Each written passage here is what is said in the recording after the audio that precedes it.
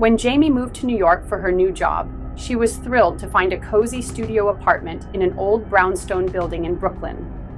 It was small, sure, and the building had that creaky vintage vibe, but the price was perfect and she was desperate to start fresh. The landlord, a gruff older man named Mr. Benson, handed her the keys and mentioned something odd. "The unit above yours is sealed off. Don't mind any noise, old pipes and whatnot," he muttered before quickly walking off. The first few nights were peaceful, but by the end of the week, Jamie began hearing sounds from the apartment above. Footsteps mostly. Slow, deliberate ones, sometimes pacing. Other times, it sounded like someone dragging furniture. She mentioned it to Mr. Benson. "There's no one up there," he said firmly. "Hasn't been for years. We closed that unit after an incident." Jamie's stomach twisted, but she didn't press. One night she couldn't sleep. The sound of dragging came again, louder this time. She put on her headphones, turned up the volume, and closed her eyes.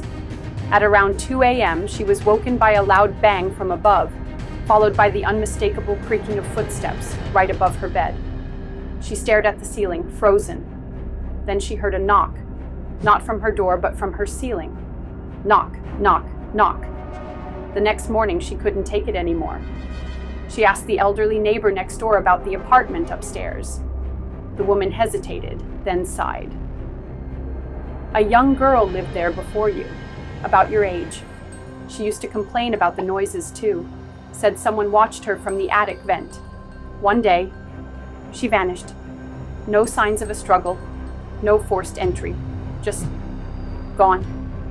Jamie didn't go home that night, but 2 days later, she received a message from her security camera in the apartment. Movement detected. She opened the footage.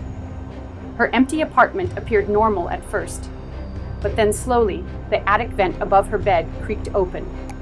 A pale hand slid out, and then another, and the camera cut to black.